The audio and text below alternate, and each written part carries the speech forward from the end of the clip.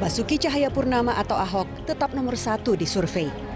Menurut hasil survei Poltreking Indonesia yang digelar 6-9 September 2016, Ahok di atas nama-nama yang beredar dalam bursa calon gubernur. Ahok memiliki elektabilitas 40,77%. Sementara Sandiaga Uno yang berada dalam radar Partai Gerindra, tingkat keterpilihannya masih di bawah 10%. Apabila ditengok lebih ke belakang, tren elektabilitas cenderung menurun. Pada survei CSIS yang dilaksanakan Januari 2016, Ahok punya elektabilitas 43,25%. Di bulan Maret, elektabilitas Ahok mencapai 44,5% menurut survei Carta Politika.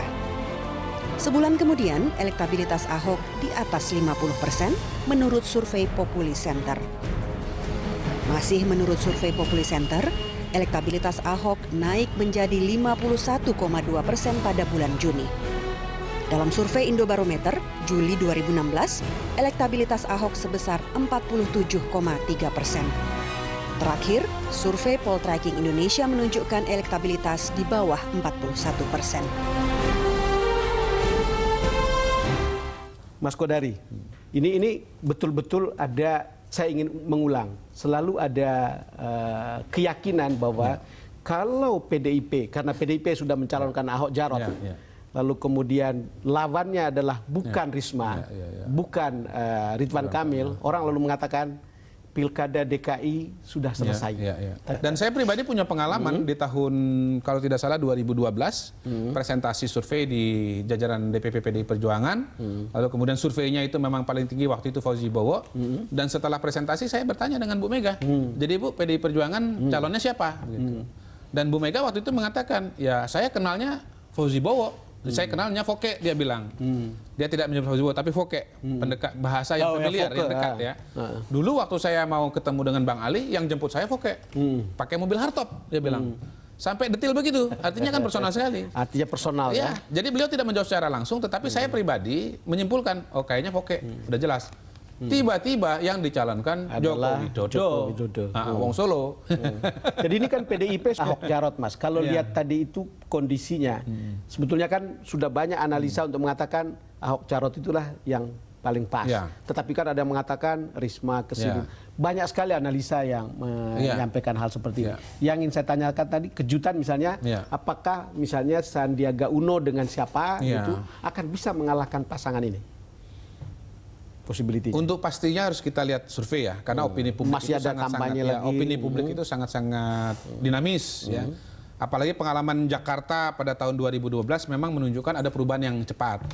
Walaupun kalau kita bicara Jakarta, jangan cuma lihat 2012. Tahun 2007 sudah bisa berubah. Tahun 2007 itu hasil survei itu tidak berbeda dengan hasil pilkada final.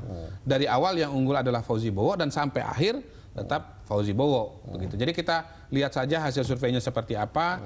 Ada banyak sekali variabel, termasuk misalnya siapa sesungguhnya pasangan yang akan maju. Betul. Apakah Sandiaga Uno berpasangan dengan Mardhani Alisera atau ada calon yang lain.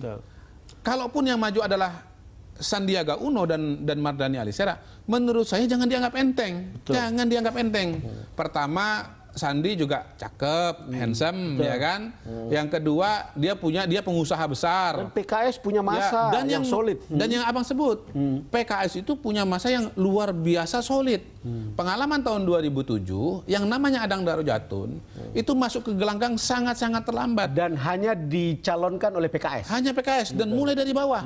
Tetapi begitu pilkada dilaksanakan, suaranya tidak terlalu jauh berbeda dengan Fauzi Bowo. Jadi daya dongkrak, daya dobrak, faktor mobilisasi dari PKS juga luar biasa. Mas Kodari, terima kasih sudah datang ke DBS To The Point. Sama-sama. Pandangan-pandangan Anda sangat menarik. Terima kasih.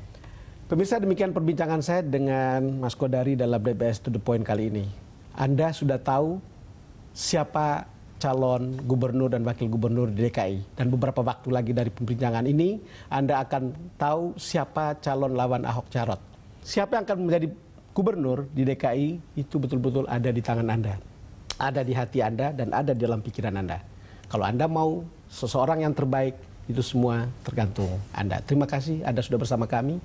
Sampai jumpa lagi dalam DBS To The Point episode berikutnya.